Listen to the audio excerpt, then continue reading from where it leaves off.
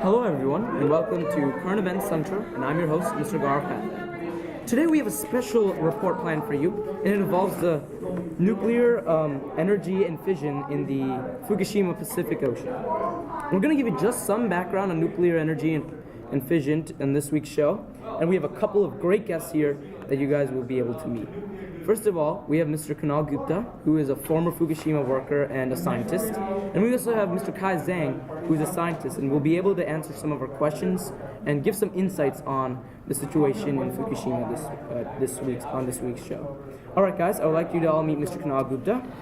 Good evening, Kunal. How are you? I'm having a splendid day. How about you? I'm fine. Thank you for asking.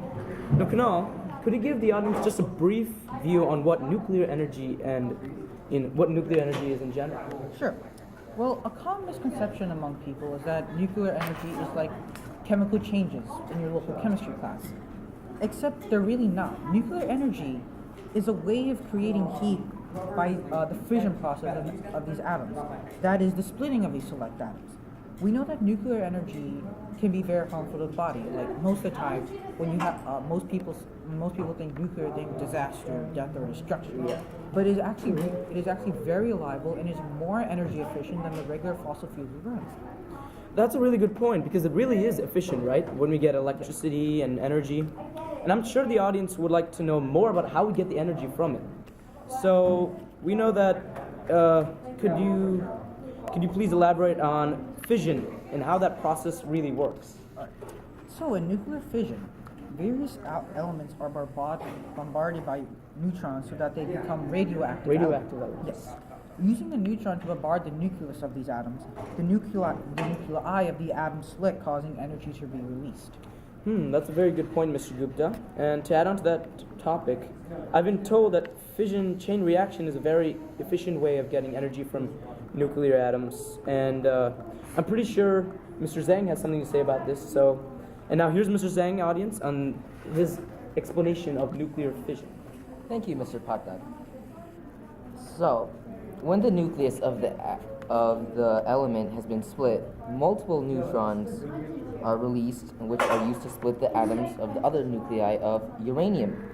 The element uranium is the atom that we use for this particular nuclear reaction, and this is known as a fission chain reaction. Wow.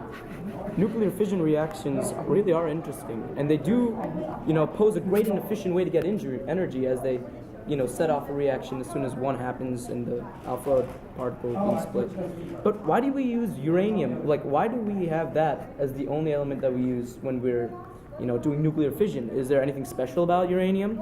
Well, and do power plants use only uranium, and what type? Well, the type of uranium that we use is the particular isotope uranium-235. And the reason we use this particular atom is because it's the only one that's stable enough to undergo a nuclear fission chain reaction. When the neutrons are split, those neutrons can cause other atoms to split in the chain reaction. Thus, the neutrons from one split cause another atom to split, and you get a chain reaction. Okay. There, and when this happens, we eventually get a lot of heat produced from just that tiny bit of uranium use. This is the main reason that power plants use uranium, because we're able to get a lot of energy from that atom. So, in essence, the properties of uranium and its radioactivity is the reason why it is most used in power plants, right, Mr. Zhang? Yes, that's true. All right, thank you, Mr. Zhang. We have just one more question for you. Where can we obtain uranium? Like, where can it be found? Where do we excavate it? Well, uranium-235, that particular isotope, is really rare. Yes. It only makes up 0.72%, or about that amount, that percentage of the world's natural uranium. Okay. So it's a really rare form of uranium. And it's usually found, it's in the Earth's crust and in some widespread rocks. Okay. And some countries like Australia, Canada, they have They naturally have that much. Right.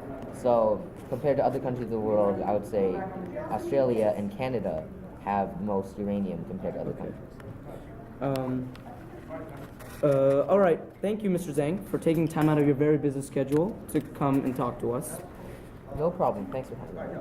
Also, we're also good to have you on today's show, Mr. Kunal Gupta. Yeah, I had a great time answering these very excellent questions. All right, everyone. I hope you enjoyed today's show on the Fukushima incident, and I hope you all learned something more about nuclear energy and fission. Once again, I'm your host, Mr. Gaurav Pathak, and be sure to watch our show next week. From me and the rest of the Central Events Central crew, good night, America.